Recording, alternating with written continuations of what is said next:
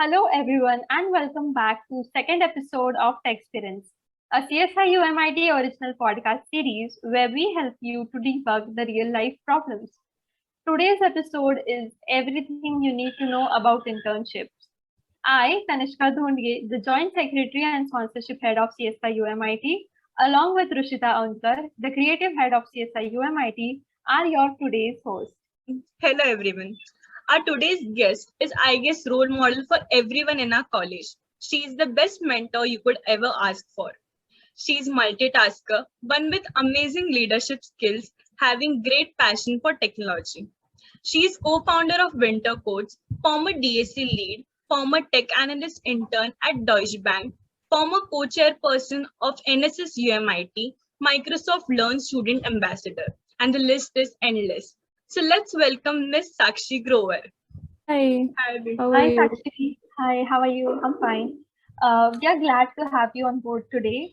As you have a lot of experience in internships and mentoring, you could be the guiding light for us and our juniors.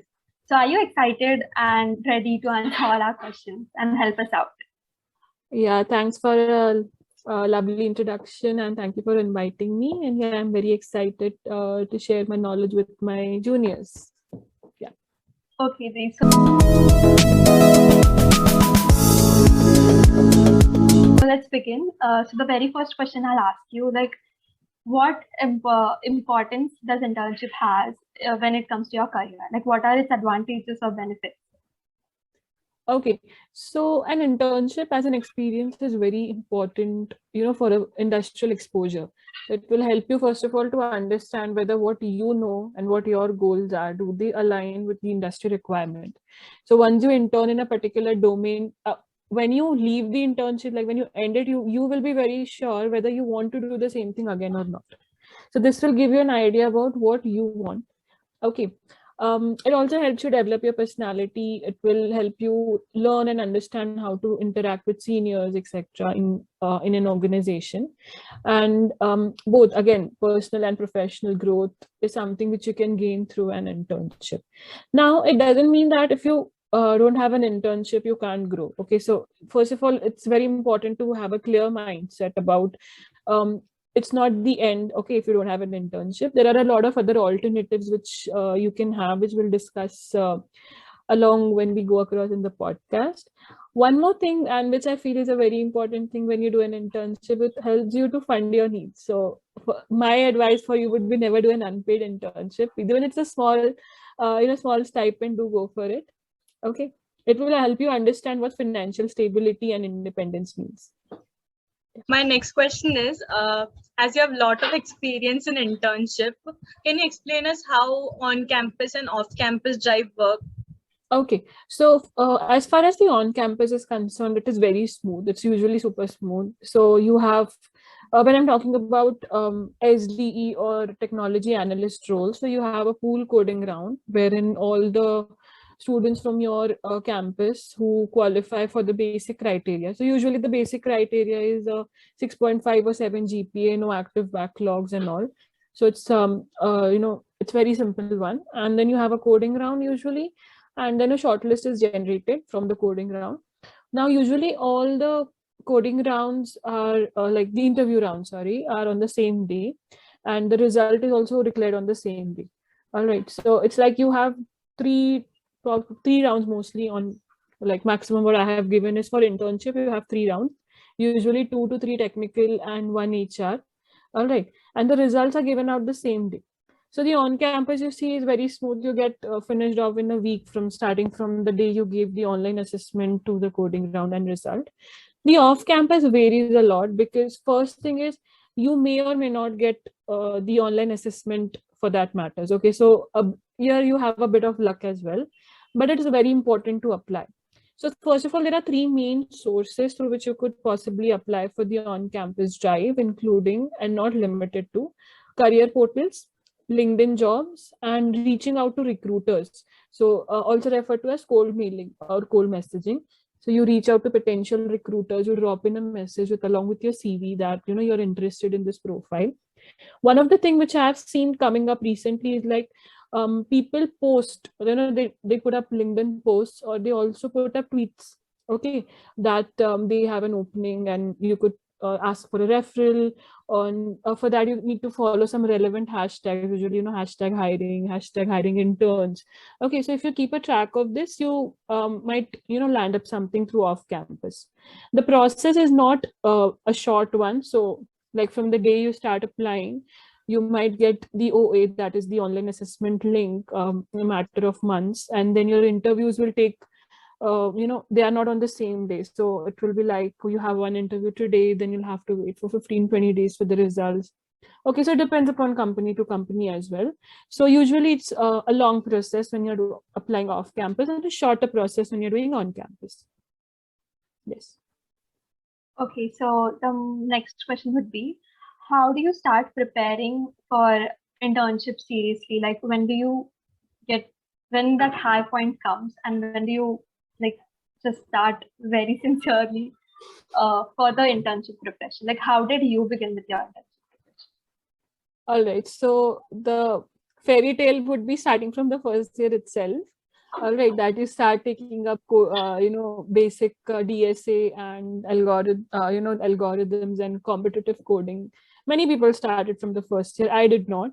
I started my preparation around like when COVID started. That is 2019. I was in my I was almost on completing my second year.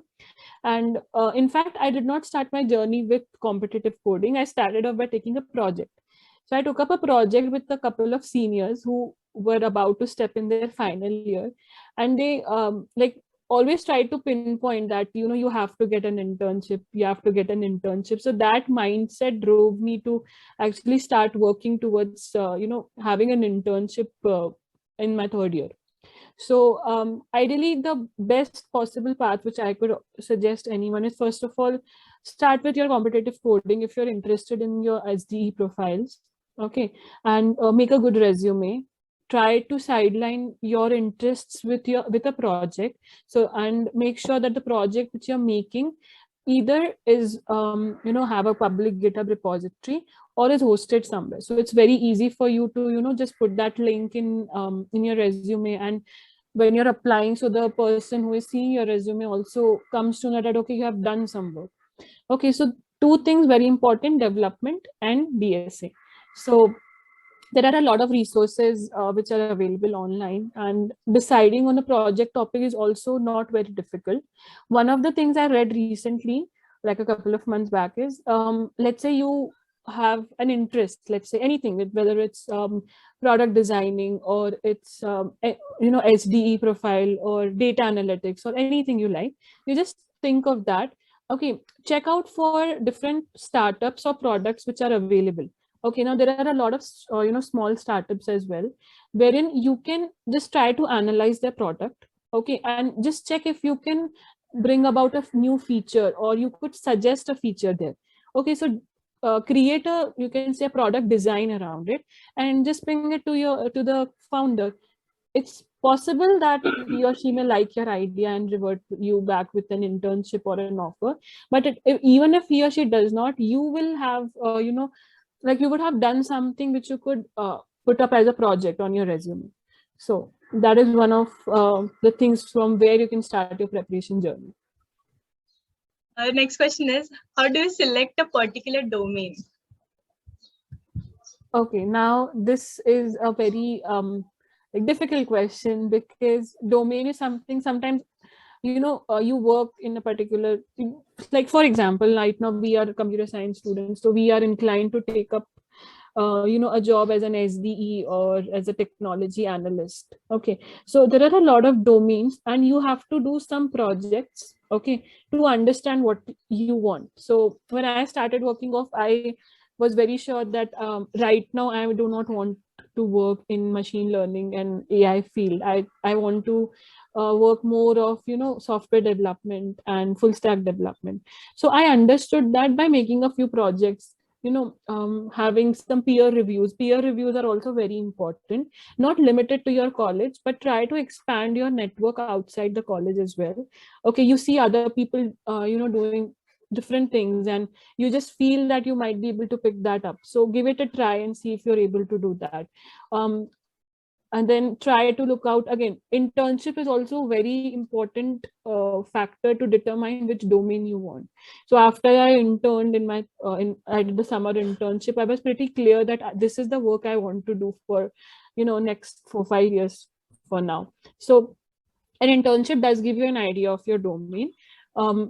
So try to pick up an internship or try to do projects in different domains. Pick up a project in data analytics, pick up a project in pure data science and machine learning, and try to understand if you're enjoying it. So first thing is important to understand your domain is you need to enjoy the work you're doing. You should not, even if someone puts you up for 10 hours on that work, you should not get bored of it. That is when you'll realize what your domain is. And of course, how you're practicing. So both these factors will equally help you determine your domain. Yeah, surely.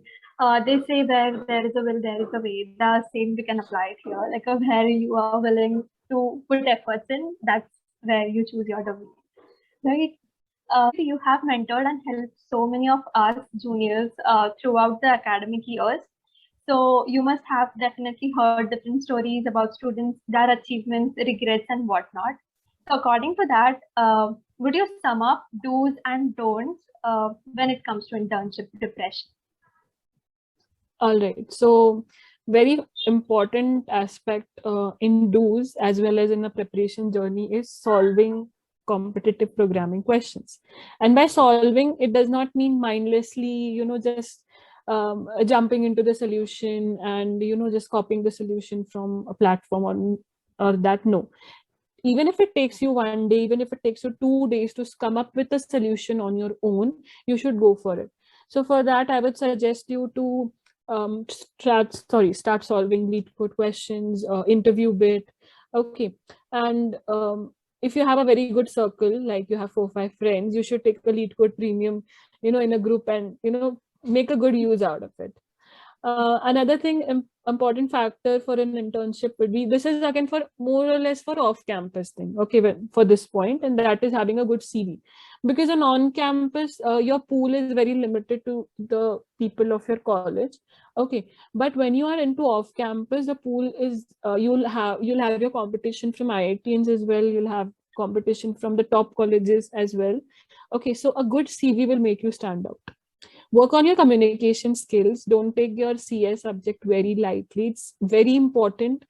It might seem that the subject is very easy, but it's if you pay attention to that subject, your lot of work in interview as well as while you're working.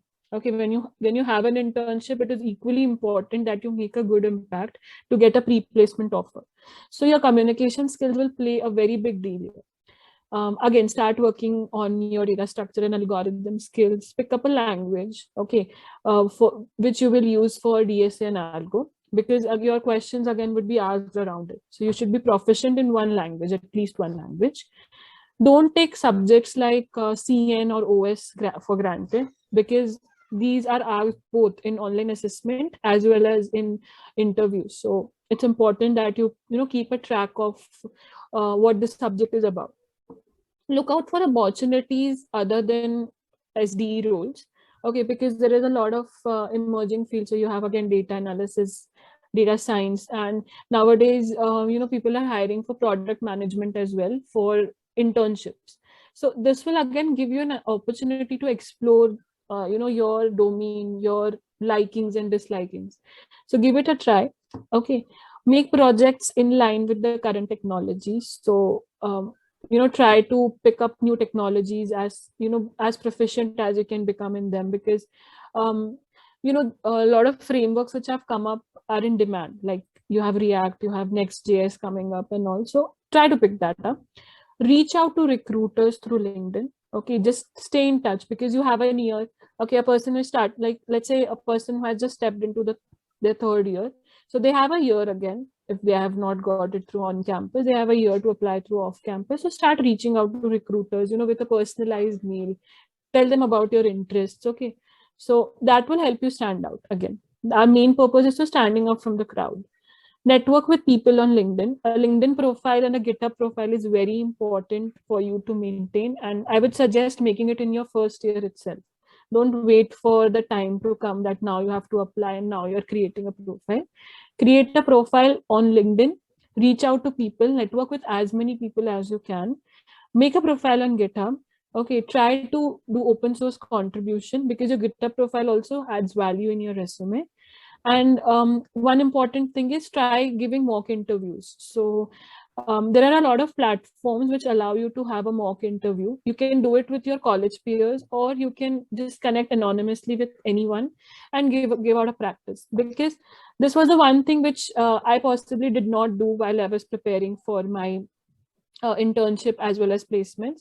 That you should not be afraid of an interview. So it's very important that if you give mock interviews, you try to get into the mindset of the interviewer if you have a practice. But if you directly go into an interview, so sometimes you might know something, you might know an answer to something very perfectly, but you're not able to give that out because you don't have practice for that particular like that particular environment. The interview environment is very stressful. I won't say that it is not. It is very stressful, but if you give mocks, you understand how to handle the stress. So yeah.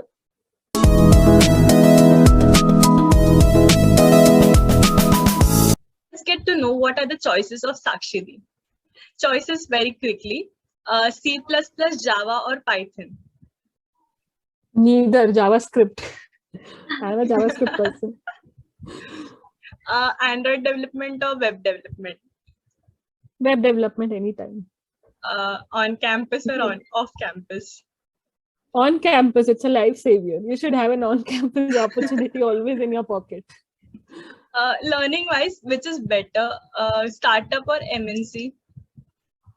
Oh, okay. MNC, I would say. You get to learn a lot of things and you get to know the hierarchy. Okay, because in startup, of course, you'll have a lot of exposure and you'll have everything new coming up. But I have worked in both, and I feel an MNC suits better. Like you get to know you have a legacy to understand it. So an MNC. Your favorite latest technology? React. Although Next.js is coming up, I didn't get time to get hands to that. But Next.js is also coming up technology. So anything with React, anything with JavaScript, which is coming up, is my favorite. Next question is a framework you could recommend the most? All right, so that would be Express for backend. Your favorite year of engineering? Oh, I'm enjoying my final year. I would say final year. Your favorite subject of engineering? Oh, subject. That's a pretty interesting question. I did like theory of computer science. It's a very tough subject, but it's actually very interesting. Okay. Thank you, Dee, so much for joining us today. I hope all our viewers have learned so much for you in this 20-25 minutes. And we are always glad to have you on the platform because you are the person, like interacting with you only for like 15 minutes motivates me, like personally me a lot. So thank you so much for joining us. To all our viewers, thank you so much for staying tuned till the end. Hope to see you again next month with next episode. Till then, keep following CSI UMIT on Spotify, YouTube, and Instagram.